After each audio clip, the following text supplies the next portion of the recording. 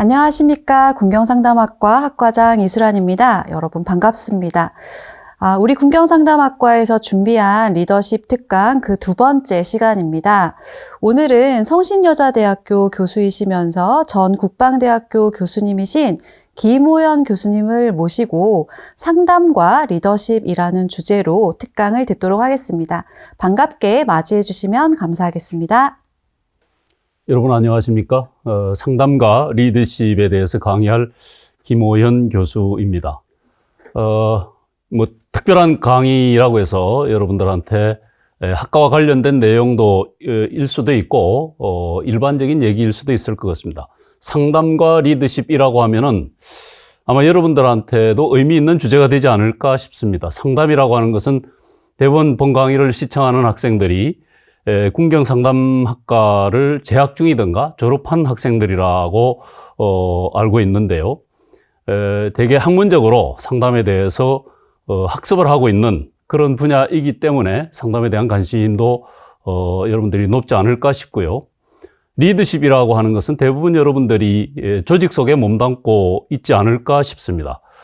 지위의 차이는 있겠습니다만은 주변 사람들한테 일정 부분 리더십을 발휘하는 그런 부분이라 상담과 리더십이라고 하는 것이 여러분들하고도 직접적인 관련을 갖고 있다는 그런 생각을 합니다. 물론 상담과 리더십이라고 하는 주제는 어떤 차이가 있죠. 상담이라고 하는 부분은 어떤 대상자, 또 상담의 목적, 그리고 운영하는 방법, 이런 것들이 리더십의 대상자와 리더십의 목적, 리더십에서 운영하는 여러 가지 방법, 이런 것들과는 차이가 있겠습니다만 점차 이런 부분들의 간격이 좁아지고 있지 않는가 하는 그런 생각을 합니다.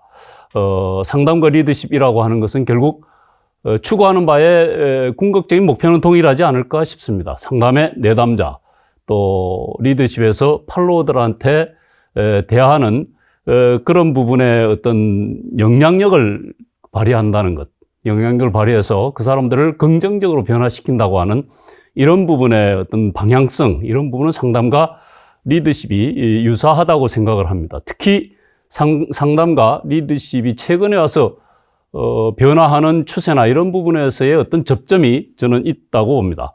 상담이라고 하는 것이 과거에는 특별한 문제를 가진 사람들을 중심으로 해서 아주 보수적인 상담 이론을 통해서 치료해 나가는 이런 것이 상담이었다고 하면 오늘날엔 아마 강의를 듣고 계신 여러분들도 상담을 받아본 경험이 있을 거라고 생각합니다. 적지 않은 사람들이 상담을 받을 정도로 특별한 문제가 있지 않더라도 어떤 가족 간에 이별을 했다든가 혹은 어떤 취직시험에서 떨어졌다든가 승진해서 실패했다든가 이런 일시적인 심리적인 문제점, 이런 부분이 있을 때 그냥 스스로 해결할 수도 있습니다만은 상담을 통해서 조금 더 쉽게 해결하도록 하는 이런 것들이 오늘날에는 상당히 일상화가 되어 있죠. 그러다 보니까 상담을 운영하는 기법도 초창기에 상당히 보수적인 그런 기법에서부터 현실 치료적인 기법, 문제 해결식 기법, 이런 부분들은 굉장히 단기간에 내담자들의 어떤 심적인 문제를 해소하도록 하기 위해서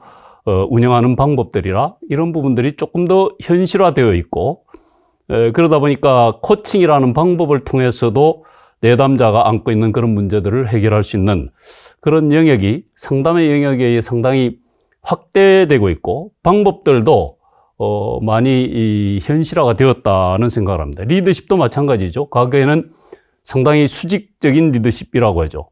리더와 팔로워 간의 어떤 지위 계층의 분명한 차이가 있고, 또 리더가 원하는 부분을 부하들이 수명을 해야 되고, 이런 하나의 하이라키가 굉장히 엄격한 그런 관계 속에서 이루어지는 게 리더십이었다고 하면은 오늘날은 굉장히 수평적이고 또 팔로워들의 몰입도를 높이도록 하기 위해서 여러 가지 리더가 팔로워들한테 다가가는 이런 방법들이 마치 상담에서 내담자들한테 다가가는 그런 방법들을 많이 적용할 수밖에 없는 쪽으로 상담과 리더십이 많이 이렇게 어떤 접점을 찾아가고 있지 않는가 싶습니다. 그런 면에서 여러분들이 상담과 리더십을 조직 속에서 함께 통합적으로 사용할 때 여러분들의 어떤 부하 직원 또 관계하는 사람들하고의 어떤 조직의 성과 이런 부분에서도 훨씬 효율적으로 접근할 수 있다고 하는 그런 면에서 상담과 리더십이라고 하는 주제에 대해서 여러분들이 잘 이해하는 것들이 필요하지 않을까 싶습니다. 자, 오늘 여러분들하고 강의할 내용은 상담과 리더십의 개념적인 차이, 유사점, 이런 부분은 과연 무엇일까 하는 부분에서부터 시작을 해서 서로 접점을 찾아가는 데 있어서 주로 리더십 상담은 여러분들이 많은 이론에 대해서 이미 접하고 있을 거라고 보고요. 리더십의 이론이 어떻게 변화가 되어서 상담에서 운영하는 여러 이론하고의 접점이 생겨날 수 있을까 하는 그런 부분을 리더십 이론의 변화 추이를 통해서 설명을 드리고, 그 다음에 리더십을 발휘하는 방법, 상담에서 운영하는 방법하고 어떤 유사점과 차이점이 있을까 하는 부분에 대해서 여러분들하고 함께 다뤄보도록 그렇게 하겠습니다. 자, 이 상담과 리더십이라고 하는 부분을 서로 어떤 목적이나 대상 그리고 운영하는 방법 이렇게 나누어서 살펴보도록 하겠습니다. 상담이라고 하는 것은 여러분들이 이미 잘 알고 계시겠습니다만 전문성을 가진 상담사가 어떤 일상적인 생활이나 대인관계적 면에서 문제를 갖고 있는 내담자를 대상으로 내담자가 갖고 있는 여러 가지 문제점을 해결하는 이런 목적으로 상담이 진행이 되죠. 그렇게 함에 있어서 상담이라고 하는 것은 결국 과거의 어느 시점에서의 경험이나 혹은 기질적인 문제 등으로 인해서 현실 생활에 부적응하도록 하는 그런 문제의 원인이 뭘까 하는 부분을 발견을 하고 그런 부분을 해결을 함으로 인해서 현재를 건강하게 살도록 치유한다고 하는 이 부분이 상담의 내담자들 대상으로 해서 상담을 진행하는 그런 목적이라고 볼 수 있을 겁니다. 자, 이거를 운영하는 상담의 방법은 원인을 진단하는 것이죠. 원인을 진단하는 것이 과거에 이렇게 생겨났던 그런 문제가 상황이 바뀌었음에도 불구하고 지속적으로 현실 적응이라든가 주변하고의 관계 이런 부분의 문제를 초래하는 이 부분이 무엇일까 하는 부분을 상담사가 갖고 있는 전문성을 기반으로 해서 이론적으로 연결을 하고 그렇게 연결한 부분이 구체적으로 현실 속에서 어떻게 나타나는가 하는 전문적인 구체성을 기반으로 해서 문제의 원인을 진단을 하고 진단하고 처방하는 것은 상담자가 하는 것이 아니라 내담자 스스로가 이런 부분에 대해서 자각을 할 수 있도록 이렇게 하는 게 중요하죠. 그렇게 함에 있어서 운영되는 방법은 반영적인 경청이나 공감적인 이해를 통해서 내담자들은 늘 자기가 과거에서 살아왔던 방식, 패턴 이게 일정하게 반복이 되다 보니까 본인 스스로는 문제에 대해서 잘 인식을 못하는 부분을 상담자가 전문적인 구체성을 가지고 이런 부분을 잘 반영시켜 줌으로 인해서 스스로가 자각할 수 있도록 하고 또 수용적 존중이라고 하는 잘잘못을 떠나서 내담자가 그럴 수 있다고 하는 것을 수용함으로 인해서 자기 자신감을 갖고 이런 문제를 극복하도록 하는 이런 부분이 이제 상담이라고 볼 수 있겠죠. 상담의 영역에서 이루어지는 거라 그러면 이거하고 대비되는 게 이제 리더십이라고 하는 것은 결국 리더가 팔로워들하고 관계 속에서 이루어지는 것인데 그렇게 적극적이지 못하고 수동적이고 소극적으로 참여하는 이런 팔로워들을 대상으로 해서 결국 리더십이라고 하는 것은 무엇을 추진하는 것인가 하면 조직의 목표를 달성하도록 하기 위해서 결국 미래에 달성하도록 하고 있는 그 목표를 설정하고 이런 목표를 구성원들이 좀 더 자발적으로 참여하도록 하기 위해서 동기부여를 하죠. 동기부여가 잘 되면은 자발적인 참여가 되고 동기부여가 잘 안 되는 팔로워들은 마지못해 참여하다 보니까 팔로워가 갖고 있는 어떤 능력이나 이런 것들을 최대한 끌어내도록 하기 위해서 적절하게 동기부여 시켜 나가는 과정이 리더십이다 싶습니다. 자, 이거를 동기부여 시키는 것은 결국 팔로워들이 갖고 있는 내면적인 욕구이죠. 일반적으로 조직에 들어간 사람들이 갖고 있는 욕구라는 건 더 많은 급여를 받고 싶다 혹은 승진을 하고 싶다 혹은 이런 욕구와 그 다음에 조직에서 주어진 어떤 목적에 몰입하는 것을 잘 연결시키도록 하는 이 부분이 잘 되면 이제 동기부여가 잘 되게 되죠. 그렇게 되면은 소극적이고 피동적인 이러한 리더가 능동적이고 적극적으로 참여할 수 있도록 태도가 변화되어진다는. 자, 이렇게 함에 있어서 리더십은 중요한 어떤 방법이라고 하는 것은 조직과 개인 스스로 갖고 있는 권력이라고 하는 부분이시죠.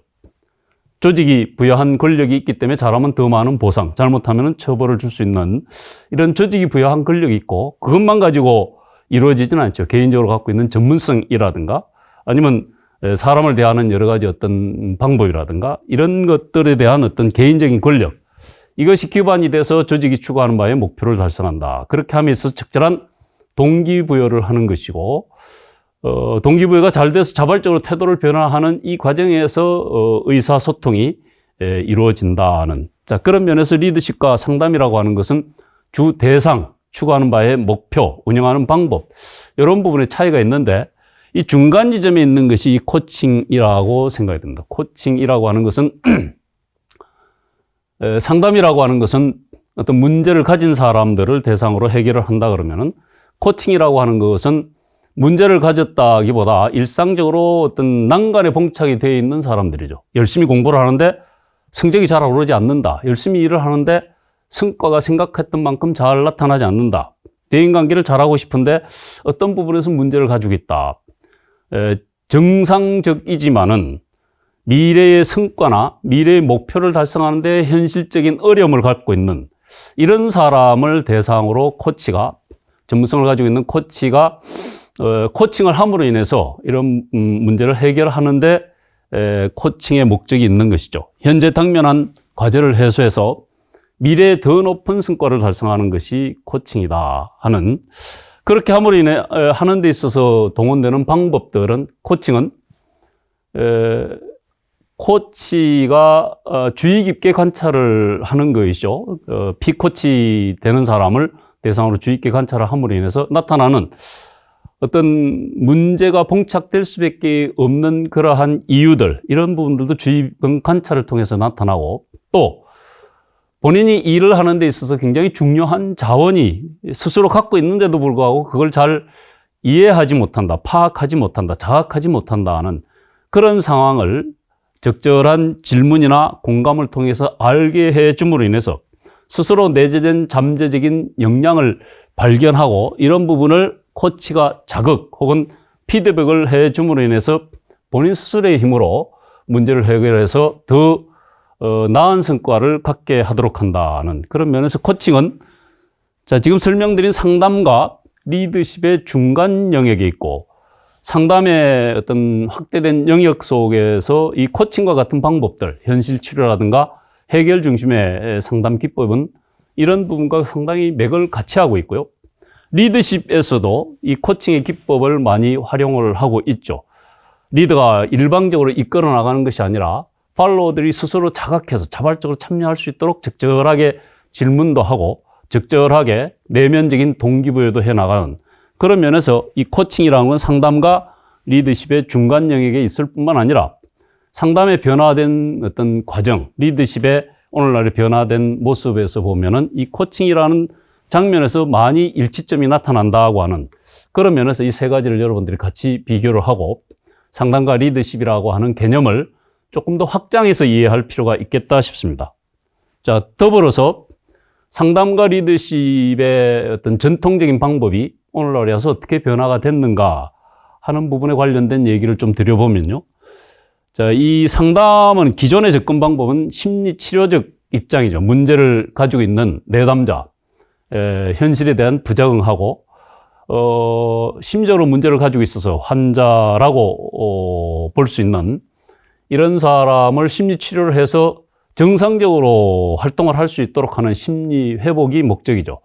자, 요 사람들한테 전통적으로 우리가 심리 상담의 기법들이라고 하면 어떤 정신분석적 접근이라든가 인지적 치료라든가 아니면 행동주의적 접근의 방법들, 이런 부분들이 보수적으로 상담 치료 장면에서 활용이 되었다고 하면은 오늘날은 이제 이런 부분에서 많이 변화가 됐다고 봐집니다. 상담의 목적이 과거에는 심리적인 문제, 부적응, 현실적인 부적응 이렇게 되어 있는 사람을 치료하는 그런 목적이었다고 하면 오늘날은 예방과 뭔가 발달을 시킨다고 하는 쪽으로의 변화가 상담 영역에서 어떻게 보면 변화된 새로운 장면이다고 볼 수 있을 겁니다. 우리 일반적으로 보면 병원들이 과거에는 치료 목적이었는데 오늘날은 문제를 사전에 건강검진을 해서 문제를 발견하고 그런 것들을 사전에 치료함으로 인해서 상당히 힘들게 치료할 수 있는 것을 사전적으로 예방하는 이런 목적의 병원들이 오늘날은 굉장히 큰 기능으로 변화가 됐지 않습니까? 심리치료적인 장면에서도 그런 것들이 적용되어 있다고 봅니다. 가족 간의 갈등이 심하다, 친구 간에서 소외받았다, 일시적인 문제이죠, 처음에는. 이런 부분들을 그냥 방치해두면 상당히 큰 문제로 확대가 되어지는 이런 것들을 일찍 장기간에 소요될 수 있는 치료의 기간을 단기간에 치료할 수 있도록 하는 그런 쪽으로 심리치료의 목적 자체가 과거는 많이 변화가 됐다 싶고요. 그러다 보니까 상담의 대상자들도 개인에서 조직체로 확대가 되었다. 요즘 뭐 EAP라고 하는 부분이 일반 상담실에서 한 반 정도가 과거엔 개인 치료였었는데 조직체에서 보내오는 사람들이 치료를 받고 있죠. 그만큼 어떤 개인이 상담실에서 소요되는 비용이라든가 이런 것들을 부담하기엔 상당히 부담이 되죠. 한 번 상담받는데 한 10여만 원 정도가 되는 것을 한 번 치료하는 것이 아니라 몇 개월씩 매주 반복해서 치료받으려면 상당히 부담이 됐던 것을 오늘날은 대부분의 조직에서 조직체의 어떤 활발한 업무 분위기를 조성하도록 하기 위해서 일종의 복지 차원이죠. 내면적으로 상담이 필요한 사람들은 외부 상담실에 가서 치료를 받는데 그 비용은 조직에서 이렇게 부담을 하도록 하다 보니까 좀 더 쉽게 상담실에 접근할 수 있는 그런 기회들이 많이 생긴 거이죠. 제가 상담실에서 보니까 동일 직군으로 많이 상담실에 오는 사람들이 선생님도 있고 현역 군인들도 상당히 적지 않게 오고 경찰들도 상당히 적지 않게 왔었어요. 이런 것들이 과거 같으면은 이런 상담실을 온다는 것 자체가 상당히 부담이 되지 않습니까? 근데 오늘날은 그렇게 부담스럽지 않고 본인이 상담실에 와서 치료를 받아보니까 효과가 있더라 하는 것을 조직 내에 가서 다른 동료들한테 전달을 하고 동료들도 부담 없이 이렇게 오다 보니까 그런 과정을 통해서 조직체가 좀 더 활기차게 문제점이 있는 개인들을 상담을 통해서 해소하다 보니까 조직대가 더 활기차게 조직의 목적을 위해서 근무를 하도록 하는 이런 쪽에 기여를 하고 있는 것이죠. 그러니까 상담의 대상이 개인에서 조직체 쪽으로 변화가 되고 있다. 상담의 방법도 아까 말씀을 드렸습니다마는 영역이 상당히 확장이 되고 있다. 개인적인 심리상담적인 문제에서 가족 간의 문제, 부부 간의 문제, 어떤 진로상의 문제, 대인 간의 문제 이런 부분으로 확장되었을 뿐만 아니라 여기 치료 방법들도 음악 치료, 미술 치료, 종교적인 치료, 운동 치료 뭐 다양한 방법들 거기에다 장기간이 소요되던 상담에서부터 단기간에 치료할 수 있는 현실 치료라든가 문제 해결 중심 치료라든가 뭐 이러다 보니까 여기에 어떤 교육이나 코칭 등의 방법도 좀 더 현실적인 치료를 하는 과정에서 적용이 될 수 있는 거이죠. 거기에다가 요즘은 심리 상담에다가 신경심리치료라고 하는 이런 과정을 기계를 통해서 상담을 해보니까 이러한 효과가 있었다 하는 것이 기계적으로 수치적으로 이렇게 나타나니까 조금 더 과학적이고 이런 쪽에 상담의 기법 자체가 과거에 비해서는 상당히 많이 변화가 되고 있다 하는 영역도 확대가 되고 치료하는 방법들도 현실적인 치료 방법 이런 것들이 적용되고 있다고 볼 수 있겠고요. 자, 리더십 이론도 변화가 되고 있다는 것이죠. 이 변화되는 장면에서 어떤 접점을 우리가 찾을 수 있을까 하는 것에 여러분들이 착안을 해서 좀 들어주면은 여러분들이 조직 속에서 운영하는데도 많은 도움이 되지 않을까 싶습니다. 자, 리더십이 기존의 접근 방법은 조직의 성과를 나타내는 뭐 오늘날도 리더십이라고 하는 것은 조직이 추구하는 바의 목표를 달성하는 것이다 하는 이 성과 중심의 접근을 하죠. 그런데 과거에는 몰인간적, 그러니까 과거에 우리 관료주의라고 하는 조직이 태동됐던 게 정실주의, 사람과 사람 간의 어떤 인맥이라든가 이런 것 때문에 공정하지 못하게 관리하게 되면은 조직에서 보면 그런 것들이 생산성이라든가 성과를 나타내는데 문제가 되죠. 그러니까 몰인간적이다고 하는 것은 원칙 중심의 관리, 그러니까 제도와 절차, 원칙 이런 것들을 중심으로 해서 조직원을 관리함으로 해서 조직의 성과를 높이도록 한다는 그런 부분의 핵심적인 부분이 과학적이고 합리적인 과학적이고 합리적인 방법을 통해서 접근을 하는 거이죠.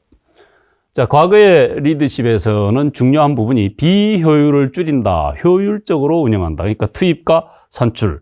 사람은 일정 부분 투입이 됐고, 그런데 비효율적이다고 하는 부분이 있다고 하면은 사실 조직의 성과는 제한적일 수밖에 없겠죠. 조직의 규모가 컸는데 이쪽 부서에서 한 역할을 다른 부서에서 동일하게 하고 있더라. 이건 비효율이죠. 그런 것들을 없애도록 하기 위해서 전문 영역별로 이렇게 구분을 하죠. 전문화시켜 나가는 이런 과정이 조직화의 첫 번째 요소인데, 효율성과 효과성을 높여서 조직의 어떤 생산성을 높이고 성과 중심의 목적을 달성한다. 이 경제적인 차원의 관심이 리더십에서 있었던 것이죠.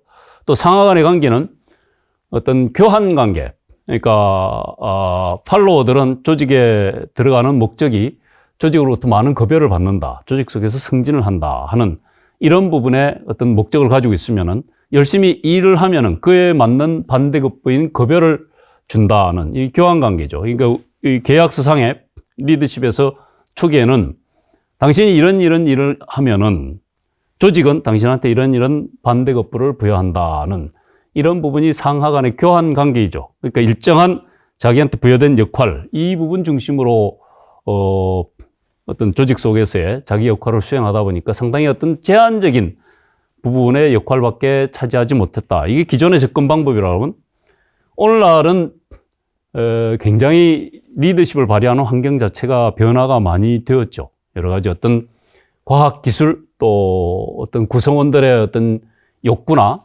추구하는 바의 어떤 가치, 이런 부분들이 많이 변화가 되어 있죠. 과거에는 리더가 많이 알고 팔로워들은 리더만큼 잘 모른다고 하는 그런 부분이 전제가 되다 보니까 리더가 강한 어떤 추진력을 가지고 결정하고 이걸 따라오도록 해서 한 방향으로 이끌어 나가는 것이 리더십이었다고 하면은, 오늘날은 구성원들이 오히려 리더보다도 더 많은 지식을 가질 수도 있는 것이죠. 많은 인터넷이라든가 정보가 워낙 주변에서 많이 접할 수 있다 보니까, 그러다 보니까 구성원들이 이런 변화된 환경에 능동적으로 잘 참여할 수 있도록 하는 이런 부분을 잘 이끌어내는 것이 리더십에서 굉장히 중요하다.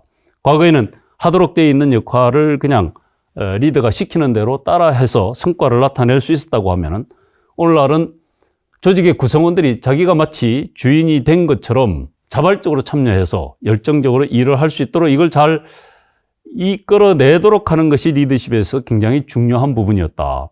그러니까 조직에서 굉장히 중요한 자원은 구성원이라는 것이죠. 변화하는 상황에 자꾸 대처하도록 하기 위해서는 구성원의 역량을 개발하고 변화하는 환경에 능동적으로 대처하도록 하기 위한 전문성과 창의성, 이런 부분들이 굉장히 중요한, 과거보다 더 중요해졌다는 것이죠. 그러니까 오늘날에도 조직에서 리더십을 발휘한다고 하는 것은 성과를 창출하는 것, 거기에 플러스 구성원들이 굉장히 중요한 자원이다 보니까 이 사람들의 능력을 개발하고 이 사람들을 인간답게 대해서 구성원들이 조직에서의 어떤 삶의 가치, 이런 것들을 잘 추구할 수 있도록 리더십을 발휘하는 것이 굉장히 중요해졌다는 그런 면에서 리더십이 과거하고는 어떤 추진하는 방법이나 이런 부분에 변화가 됐다고 볼 수 있을 겁니다.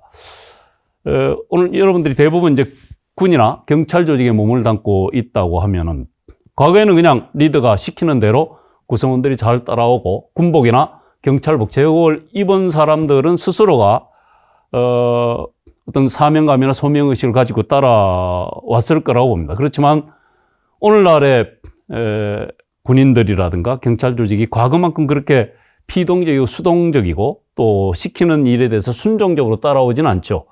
그런 면에서 그 사람들이 원하는 부분, 이런 것들에 대해서 좀 더 민감하게 잘 파악을 하고 여기에 잘 어필을 해 나갈 수 있도록 하기 위한 접근 방법, 이런 부분들이 리더 입장에서는 더 중요해졌다고 볼 수 있을 겁니다.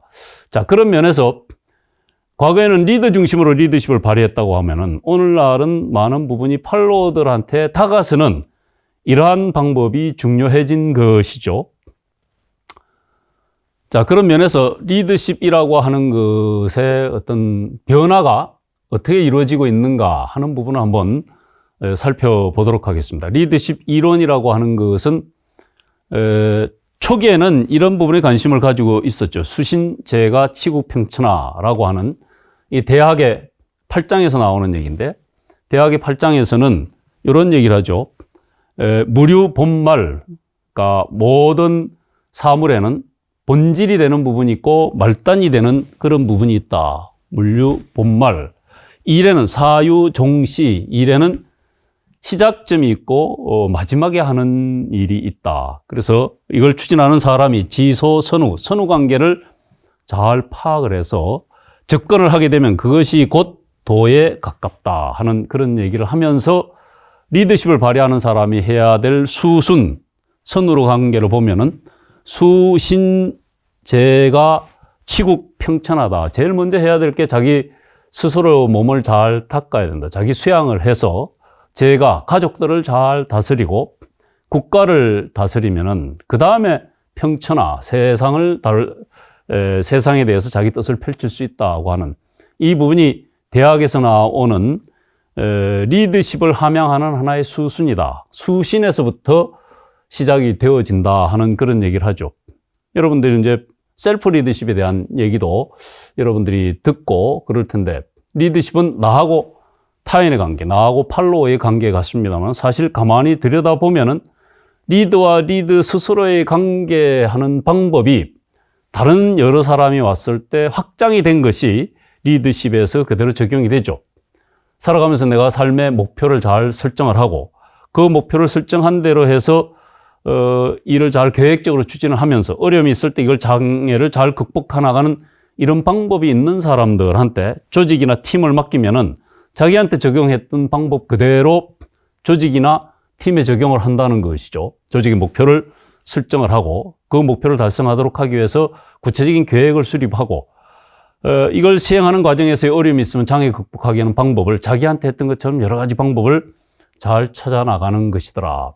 결국 수신, 자기 스스로를 잘 닦아내서 자기 내면에서 어떤 성격적인 부분이라든가 감정적인 부분에서 타인한테 자극을 받으면 어떤 모습으로 나타나는가 하는 부분에 대한 자기 이해를 잘 하는 것이 리더십을 잘 발휘하는 데 있어서의 선결 조건이다 하는 그런 얘기를 합니다. 이거는 뭐 동양적인 측면에서의 수신제가 치국평천하라고 하는 자기 내면을 먼저 관리하고 그 다음에 가족을 관리하고 이렇게 하는 그 수순이 동양적인 사고에서도 그렇습니다만은 서양적인 측면에서도 스티븐 콥이라고 하는 미국에서 리더십에서 아주 활발하게 전달을 했던 적이 있는 이 사람도 보면은 미국 역사 속에서 리더십이 초기 150년 동안은 자기 내면을 관리하는 여러 가지 어떤 사람의 책임감, 성실성, 윤리성 이런 부분들이 굉장히 중요한 덕목이었는데 150년이 지나고 난 다음에 이 산업혁명이 발달되고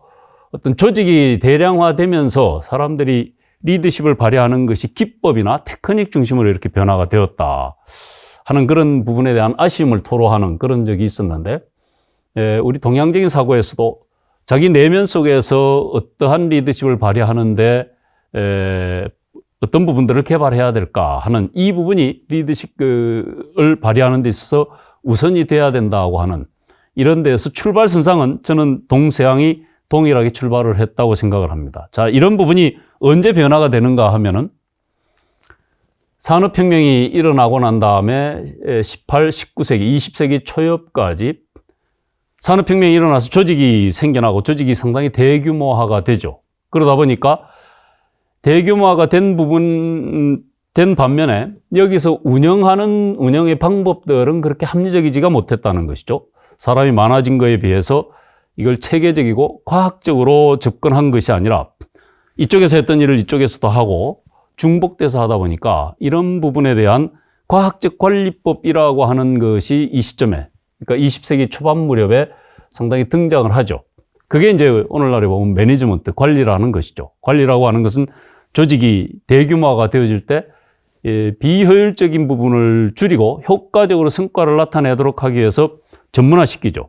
회사를 운영한다 그러면 사람이 많아지면은 여기는 생산부서, 여긴 영업부서, 여긴 어떤 부서 이렇게 나누는 것처럼 그래서 중복적으로 일을 하는 부분을 줄이고 뭔가 각각의 부서가 나눠진 역할 내에서 일을 추진하고 이렇게 하도록 하기 위한 제도나 절차 이런 부분을 잘 설정을 하고 그렇게 설정된 범위 내에서 일이 잘 추진되어질 수 있도록 하는, 이게 주로 관리 기법들, 매니지먼트. 자, 이 부분이 리더십하고 이제 많이 혼동이 되죠. 우리가 리더십이라고 하는 부분과 관리라고 하는 영역은 조직을 운영하는 데 있어서 학자들마다 리더십과 관리는 공통된다고 얘기하는 사람도 있고, 리더십과 관리는 상당히 구분이 되는 것이 맞다고 얘기하는 사람도 있는데, 이런 초창기에는 주로 어떤 내면적인 특성이라든가 이런 부분보다도 조직을 성과 있게 운영하도록 하기 위해서 매니지먼트, 관리를 했던 것이 곧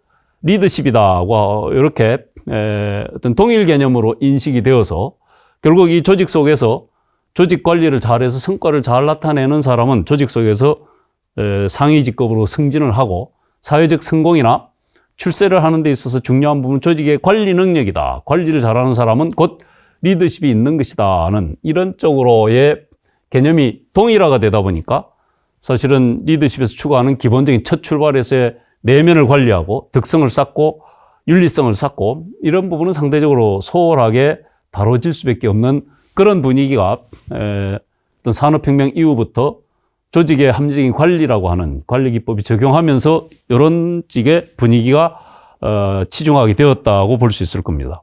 그래서 리더십의 효과성 및 발휘 방법에 치중을 하고 성과나 관리 중심의 리더십이 성행했던 것이 리더십의 초기 단계, 그러니까 1910년도부터 1950년도 요 무렵까지는 관리 이꼬르 리더십이라고 하는 쪽으로의 연결이 되게 되었다. 자, 요 부분이 리더십 환경이 이제 어떤 경영 환경의 변화하고 굉장히 밀접한 관련을 가지고 있죠.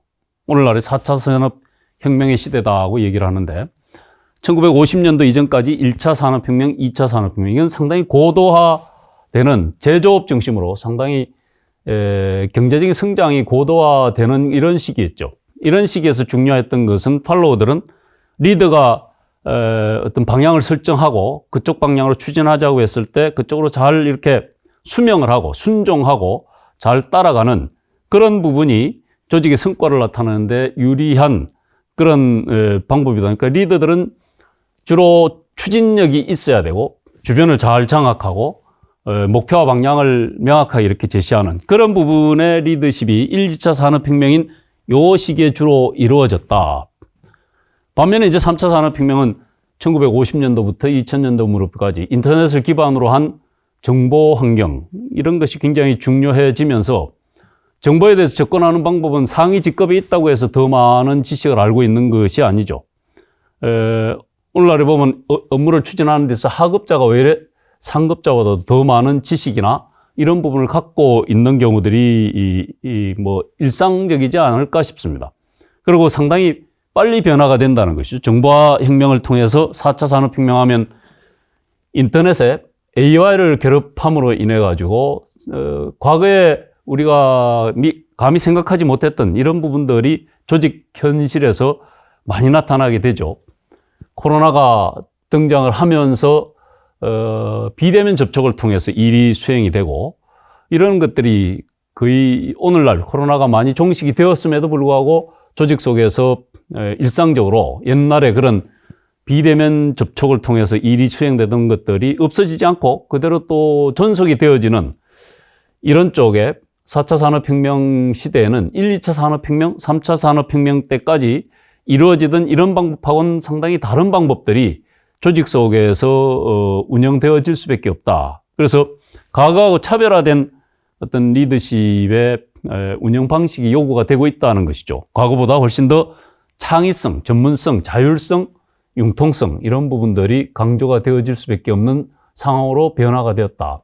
이런 쪽에 잘 대처하도록 하기 위한 리더십이 연구되고 그런 부분이 조직 속에서 적용이 되어질 수밖에 없는 상황이 된 것이고, 그런 부분이 이제 리더십상에서 보면 초기 리더십 이론들은 주로 누구를 중심으로 이루어지는가 하면은 이쪽 부분은 리더를 중심으로 이루어지죠. 리더가 어떠한 특성을 가지고 있는가, 또 리더는 어떠한 행동을 하는가, 상황에 따라서 적합한 리더십의 유형은 어떤 것이 있어야 되는가 하는 것이 주로 리더를 중심으로 해서, 그러니까 앞에서 1, 2차 산업혁명 시대에는 상당히 고도화 성장 시기다. 이 고도화 성장되는 시기에는 리더가 추구하는 바로 조직의 목표대로 팔로워들을 잘 이끌어 나가도록 하는, 그렇게 해 나가는 데 있어서 리더는 어떠한 특성을 가지고 있고 어떤 행동을 하고 상황에 따라서는 어떤 리더십이 효과적일까 하는 이런 것이 초기의 리더십 이론이었다고 하면은요. 자, 이런 부분은 대별해서 굉장히 하이라키, 수직적이죠. 리더가 지시한 부분을 팔로워들이 잘 수명해 나가도록 하는 것. 자, 그렇게 함으로 해서 성과가 잘 나타나는, 이게 이제 초기 리더십 이론이었다고 하면은 3차 산업혁명, 4차 산업혁명, 그러니까 정보화 시대를 벗어나서 4차 산업혁명의 시대인 이때는 후기 리더십 이론들, 이런 부분들, 상당히 빠른 조직의 외부 환경이 변화가 되고 있다. 이 변화에 개인들이 얼마나 잘 변화에 적응할 수 있을까? 그런 변화를 잘 이끌어낼 수 있는 리더십은 어떤 리더십이어야 될까 하는 면에서 변화 주도적인 리더십 이론들이 상당히 연구가 많이 됐고 적용이 되고 있고요. 또 서번트 리더십이라고 하는 것은 리더가 하나의 서번트가 되어진다는 것이죠. 그러니까 팔로워들이 일을 잘 할 수 있도록 여건을 준비하고 팔로워들의 얘기를 잘 공감하고 경청하고 잘 듣게 되고 그 사람들과 합의된 공유된 목표를 잘 설정하고 그거를 추진하는 사람들은 팔로워들 스스로가 자기 능력을 발휘해서 추진해 나갈 수 있도록 리더가 하는 것은 하나의 서번트로서의 역할을 진행하는 것이다 하는 쪽으로 변화가 되고, 감성적 리더십, 여성들이 워낙 사회 진출이나 이런 부분은 질적으로나 양적으로 많이 진출을 하다 보니까 여성들한테서 갖고 있는 감성적인 부분이 오히려 구성원들을 더 자발적으로 조직의 목표에 참여하는 데 도움을 주더라 하는 그런 식으로 해서 감성적 리더십, 여성적 리더십 이론, 이런 부분들이 등장을 하게 되죠. 오늘날 굉장히 중요해지는 부분이 윤리적이나 진정성 이론, 이런 부분들이 부하들하고 관계를 하는 데 있어서 부하들을 자발적으로 이끌어내는 데 훨씬 더 중요성이 있는 그런 리더십 이론이다고 얘기를 하죠. 그런 면에서 초기의 리더십 이론은 리더 중심으로 해서 어떤 추진해 나가고 또 카리스마를 발휘하고 이런 부분이 초기 리더십 이론이었다고 하면, 오늘날의 리더십 이론은 많은 부분 서번트, 하급자들, 팔로워, 이 사람들이 일을 잘 해나갈 수 있도록 뭔가 잘 경청하고 이 사람들한테 다가가고 그 사람들의 어려움을 해소해 줌으로 해서 자발적인 참여를 이끌어 나가는 수평적이고 구성원의 자율성을 유도하는 이런 리더십이 오늘날의 리더십의 이론이다, 흐름이다, 이렇게 이해할 수 있을 겁니다. 그런 면에서 앞에서 봤던 상담이라고 하는 부분과 리더십이라고 하는 부분에 결국 어떤 연결점이 생겨난다고 저는 그렇게 생각을 합니다. 그런 면에서 이제 리더십에서 발휘하는 리더십의 발휘 방법, 이 부분이 여러분들 상담에서 발휘하는 방법하고 어떤 부분에 일치점을 볼 수 있는가 하는 것에 어떤 관심을 두고 한번 설명을 들으면 좋을 것 같습니다. 토마스 고던이라고 하는 미국에서 97년부터 3년 연속 노벨상 후보로 이렇게 추천이 됐던 인물이죠. 그만큼 미국 사회에 리더십이라고 하는 측면에서의 영향력을 상당히 많이 발휘했던 그런 사람이죠. 이 사람이 연구했던 게 LET, Lead Effectiveness Training, 리더가 효과적으로 리더십을 발휘하도록 하기 위해서는 어떠한 기법이 있을까 하는 부분을 연구한 게 LET죠. 이거를 이제 확대해서 PET, Parent Effectiveness Training, 부모가 자녀를 효과적으로 잘 육성하도록 하기 위해서는 어떠한 식으로 관계를 해야 될까 하는 게 PET, TET라고 하는 건 Teacher, 선생님이 학생들을 효과적으로 관리하도록 하기 위해서는 어떻게 해야 될까 하는 것이 TET. 이게 이제 처음 출발이 된 게 LET에서부터 출발이 됐죠. 토마스 고던 박사가 얘기했던 LET의 assumption. 그러니까 리더가 팔로워들하고 효과적으로 관계하는 데 있어서 기본 과정이 돼야 된다고 하는 이 부분의 얘기가 오늘날 리더십을 발휘하는 데 있어서도 같이 맥을 같이 해서 적용할 수 있다고 봐져서 이 부분에 관련된 얘기를 좀 드려보면은요. 토마스 고던 박사가 얘기하는 LET의 기본 과정의 첫 번째가 리더라는 지위가 리더를 만드는 것이 아니라 하위자로부터 리더의 지위는 하위자로부터 받는 것이다 하는 이런 얘기를 해요. 다시 얘기하면 권력 이양설, 우리가 리더십을 발휘하는데 굉장히 중요한 부분이 권력이죠. 권력이라고 하는 것은 어디에서 생겨나는가? 조직에서부터 이양을 받는 것이다고 하는 것이 권력 이양설이죠. 여기에서부터 권력 수용설, 하위자 권력 수용설이라는, 권력이라고 하는 것은 조직이 부여하지만은 하급자들이 그걸 어떻게 받아들이는가에 따라서 권력이 유용할 수도 있고 그렇지 못할 수도 있다 하는 쪽으로 변화가 됐다고 하죠. 자, 그런 면에서 이거를 보면은 권력 이양설이라고 하는 것, 권력이라고 하는 것은 조직으로부터 부여받는 것이다. 조직으로부터 부여받는 권력이 첫 번째는 합법적인 권력이죠. 부하들한테 복종을 요구할 수 있는 윤리적인 정당성이 있는 게 합법적인 권력이죠. 내가 군에서 대대장으로 취임을 했다. 대대장이 대대원들한테 뭔가를 지시하고 이렇게 할 수 있는 것은 조직으로부터 부여하던 대대장의 합법적인 어떤 권력이 있기 때문에 가능한 것이죠. 자, 이런 합법성을 기반으로 해서 잘하는 사람한테는 상을 줄 수 있는 보상적인 권력, 잘못하는 사람한테는 처벌할 수 있는 강제적인 권력, 이런 부분들이 생겨나는 건 자기의 조직으로부터 포지션, 직위, 이것을 부여받았기 때문에 생겨나는 권력들이죠. 자, 이것은 권력 이양설에 해당되는 얘기이죠. 조직이 내가 직책을 부여받음으로 인해서 사단장으로 취임했다. 연대장으로 취임을 했다. 취임함으로 인해서 조직은 나한테 여러 가지 권력을 부여하죠. 이건 군뿐만 아니라 일반 학교 조직이나 또 사회에서도 마찬가지로 상당히 중요한 리더십을 발휘하는 기본 바탕에는 이 포지션을 기반으로 한 파워, 포지션 파워가 있기 때문에 가능한 거이죠. 이게 이제 권력 이양설이죠. 근데 토마스 고든 박사는 이거보다 중요한 부분이 권력 수용설, 하급자들이 이렇게 부여된 권력을 어떻게 인정해내는가 하는 것이 중요하다는 것이죠. 자, 여기에 해당되는 게 퍼스널 파워라고 하죠. 인간적인 권력. 이건 조직으로부터 부여받은 권력이 아니라 개인 스스로가 갖고 있는 부분이죠. 어떤 업무에 대한 전문성을 기반으로 해서, 지식적인 권력이죠. 업무에 대한 전문성을 기반으로 해서 부하들한테 논리적으로 이 일을 추진해야 될 이유를 잘 설명을 한다. 설득력이 있다.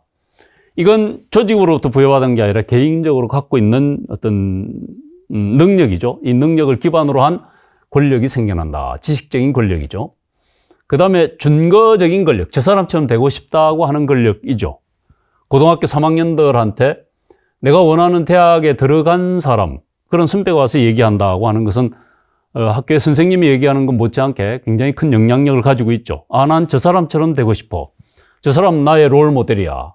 롤 모델인 사람이 어떤 사람한테 뭔가의 얘기를 지시를 한다. 그러면 굉장히 그 부분에 대한 수명 정도가 높을 수밖에 없겠죠. 이게 이제 준거적인 권력이죠. 저 사람처럼 되고 싶다.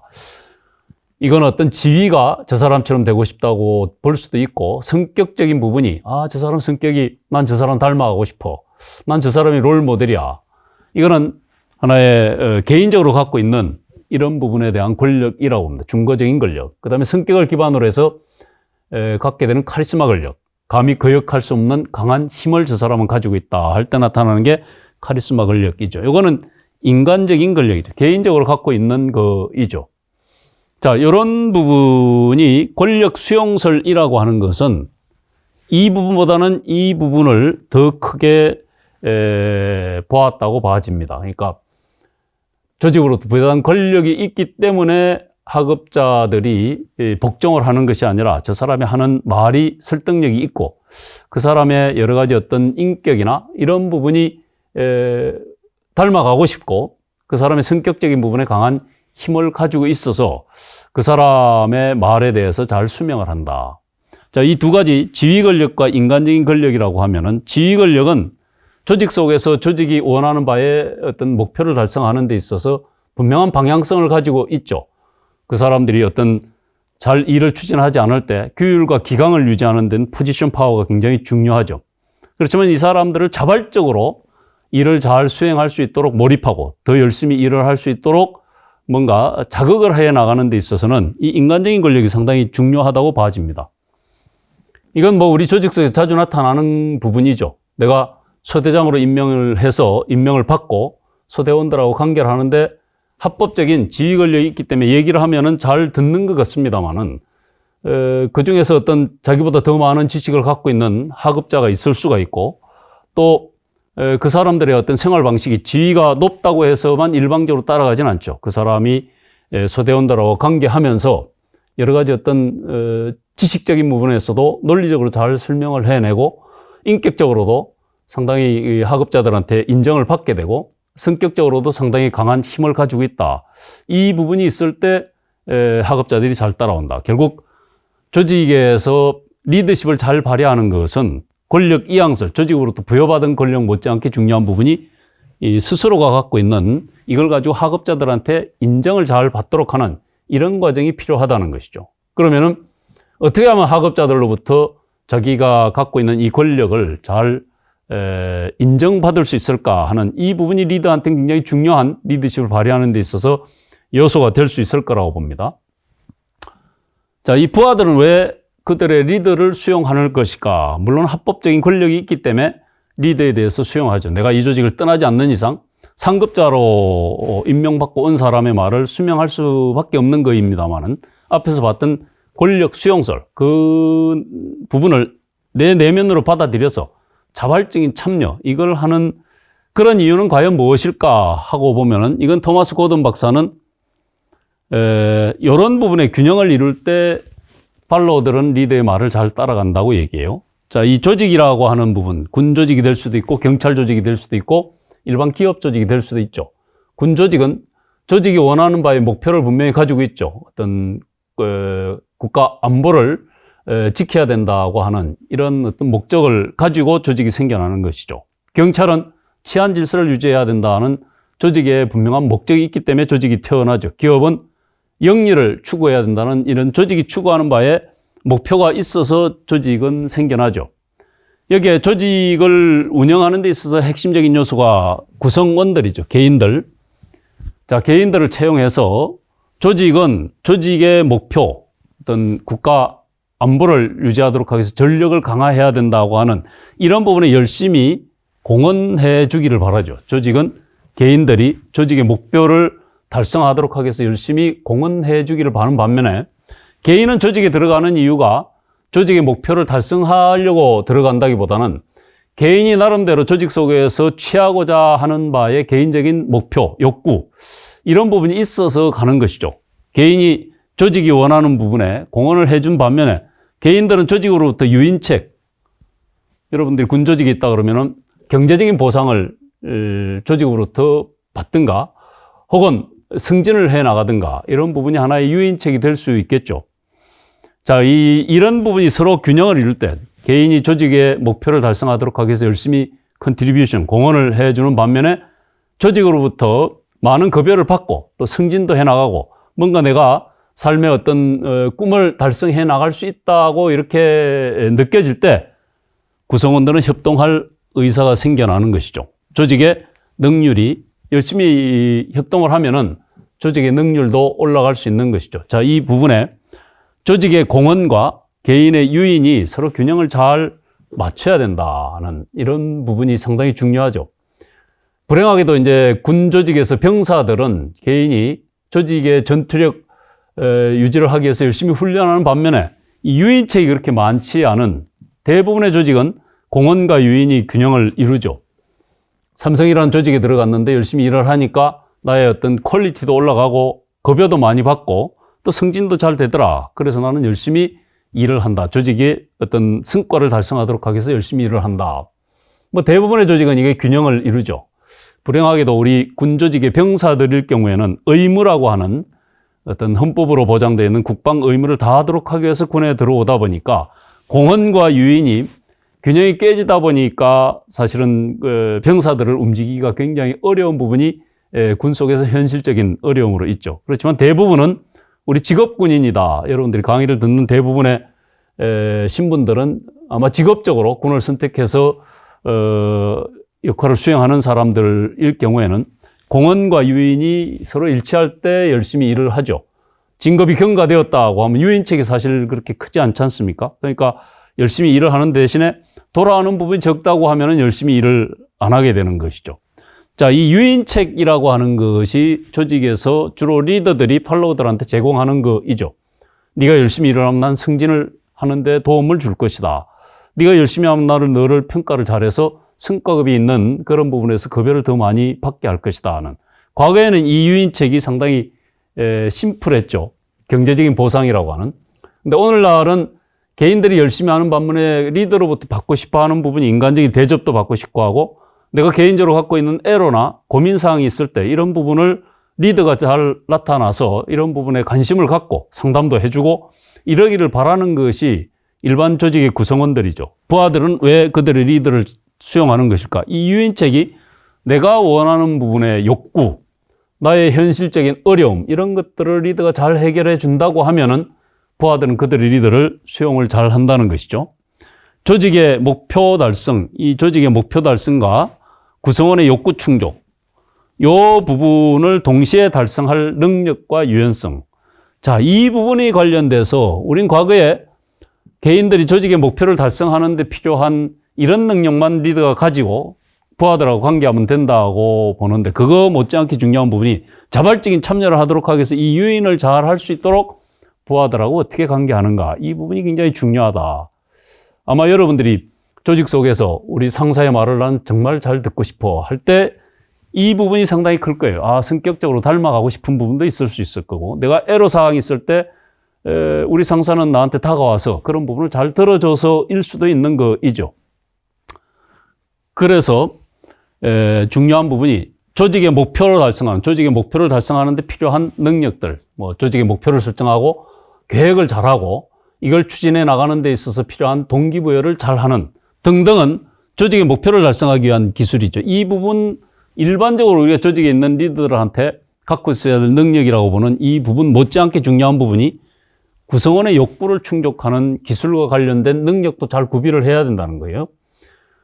집단 구성원이 어떠한 개인적인 욕구가 있는가, 이런 부분들을 잘 파악하도록 하기 위해서 부하들을 상당히 주의 깊게 살핀다. 또 부하들이 와서 뭔가 고민 얘기를 할 때 주의 깊게 듣고 경청을 하고 그 사람 입장에 대해서 수용해 나가는 이런 부분들은 이쪽 능력하고 관련되어 있는 거죠. 이게 이제 우리가 상담이라고 하는 이런 여러분들이 이 학업을 받게 되면은 결국 리더십 능력하고 저는 직결된다고 봅니다. 뭐가 있어서 그런가 하면 이 부분의 능력들을 여러분들이 구비해 나가기 때문에 그러죠. 과거에 여러분들이 상담이라고 하는 학습을 하기 전에는 주로 이 부분, 조직의 목표를 달성하기 위해서 군복을 입은 사람은 지시하면 당연히 들어야 되지, 뭐 이런 것들은 조직의 목표 달성과 관련되어 있는 여러 가지 어떤 자기의 사고나 개념이라고 하면은, 구성원들에 다가가려고 하는 부분은 구성원의 욕구 충족과 관련된 그런 능력이라고 봐집니다. 자, 그런 면에서 구성원과 리더 자신의 욕구를 모두 충족하는데 이 부분에 관련된 능력뿐만 아니라 구성원의 욕구를 충족하는 이런 부분의 기법을 모두 구사할 수 있는 능력과 심리적인 유연성, 그런 부분이 있을 때 이걸 그대로 받아들이는 부분이 필요하다. 제가 군경상담학과에서 강의를 하면은 우리 군에서 주로 부사관으로 근무하시는 분들이 그런 질문들을 많이 해요. 병사들이 정말 예전하고 틀립니다. 잘 따라오지 않습니다. 이게 어떻게 병사들하고 관계해야 될지 상당히 참 난망합니다 하는 질문들을 하는데, 주로 이 부분에 관련된 애로사항들을 많이 느끼고 있다고 봐집니다. 과거에는 지시하면 따라오던 거 따라오는 척 했는데 이제는 자기 얘기들을 많이 한다. 그럴 때 여러분들이 여기서 배웠던 어떤 사람한테 다가가서 듣고 하는 이런 방법들을 적용하는 것이 필요하다고 봐집니다. 자, 이 두 부분 간에는 상당히 이해가 충돌할 수 있죠. 나는 일을 열심히 하고 싶은데 부하들은 딴짓을 하고 있다. 이럴 때 갈등이 생겨나죠. 이런 갈등 해소하는 데 필요한 어떤 의사소통 능력, 주로 상담과 관련된 경청과 그 사람들한테 직접적인 다가가는 방법들, 이런 부분들이 필요하다고 봐집니다. 그 다음에 세 번째 과정은 편익의 일방적 공유에는 한계가 있다. 가득 찬 컵에서 물을 누구한테 자꾸 주면은 결국은 바닥이 날 수밖에 없는 것이죠. 결국은 채워야 하는 부분이 있는 것이죠. 자, 이 리더라고 하는 사람은 학업자들이 원하는 부분을 잘 듣고 그 사람들이 욕구를 충족시키는 이런 부분도 필요합니다만, 자기의 욕구, 나는 조직으로부터 부여받은 임무가 있다고 하면은 이거를 잘 충족시키는 그런 능력도 필요하죠. 자, 그런 부분들이 잘 충족되어질 때 학업자들이 원하는 부분에 대해서도 들어주고 관리해내는 이런 여유가 생기는 것이지, 일방적으로 편익을 제공한다. 학업자들의 말만 따라서 듣는다. 내가 조직으로부터 부여하던 임무나 이런 부분들이 자꾸 어떤 침해를 당하는데도 불구하고 학업자들의 욕망만 관리해준다. 이건 있을 수 없는 일이죠. 간혹 그런 경우들이 있죠. 학업자들이 보고서를 맨날 늦게 가져온다. 나는 그 사람들의 얘기를 듣는데 학업자들은 그런 부분을 악용해서 자꾸 자기들의 이익만 이렇게 추구하려고 한다. 자, 이럴 때 적용해야 될 기법이 우리 상담에서 얘기하는 iMessage 기법이죠. 보고서를 늦게 가져와서 내가 상급자한테 혼이 났다. 화가 나죠. 화가 났을 때 you 메시지로 해서 그 사람을 비난하고 질책하는 것보단 iMessage라고 하는 것은 나의 입장의 얘기를 객관적으로 하는 것이 일단 화가 났는데 이 화를 일단 수습을 하는 게 필요해요. 이건 뭐 친구 간에 가족 간에 있어서도 마찬가지죠.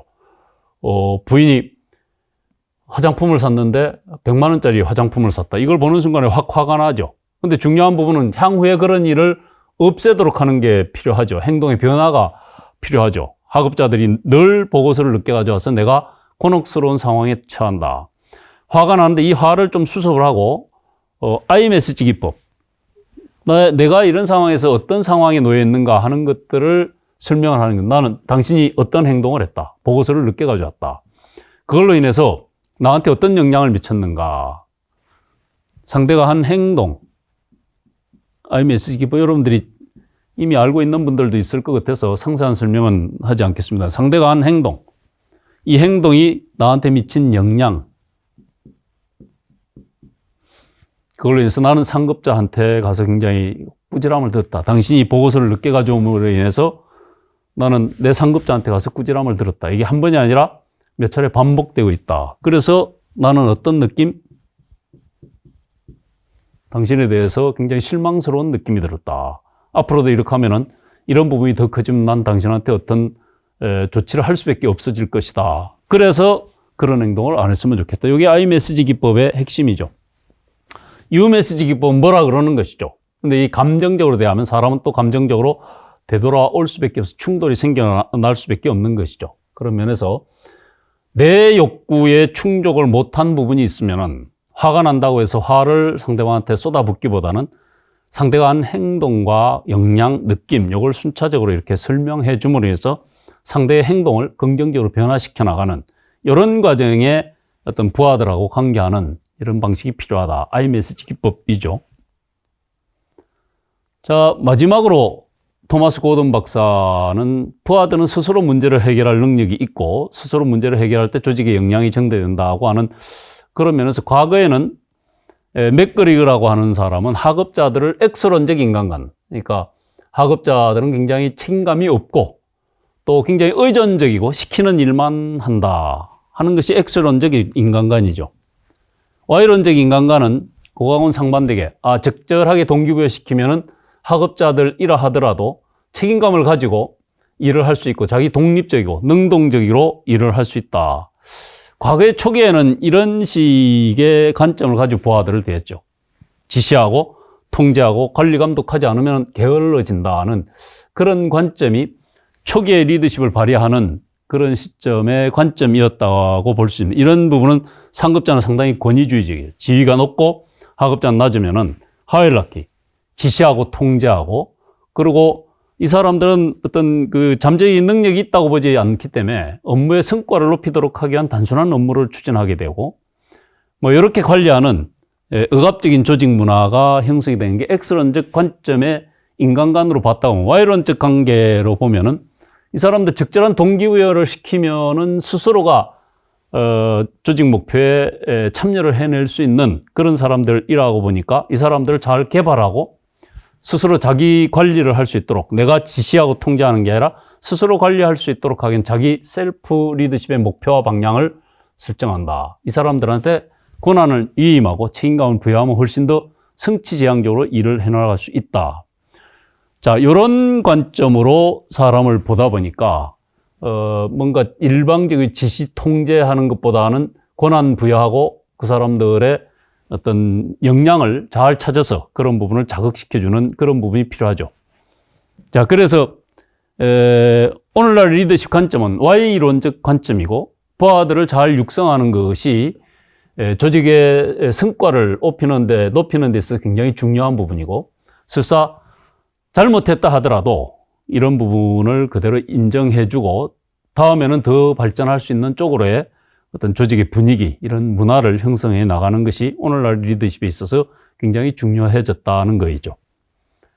자, 결론적으로 앞에서도 말씀드렸습니다. 상담가 리더십이라고 하는 것은 사실 굉장히 상이한 분야다고 볼 수도 있고, 그렇지만 두 부분이 조직 속에서 같이 관리되는 것이 필요하다고 하는 부분을 여러분들이 짧은 시간입니다. 이런 얘기를 들으면서 어떤 가능성을 발견했다고 하면은 분명히 여러분들이 상담 이론이라든가 이런 것들을 접함으로 해서 조직 관리에 굉장히 큰 도움이 될 수 있을 거라고 봅니다.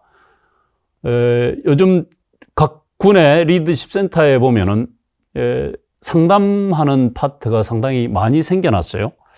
리더십과 상담이라고 하는 것이 군을 운영하는 데 있어서 꼭 필요한 부분이기 때문에 그렇죠. 앞에서 봤던 부분을 종합적으로 보면 리더십 환경이 많이 변화가 됐죠.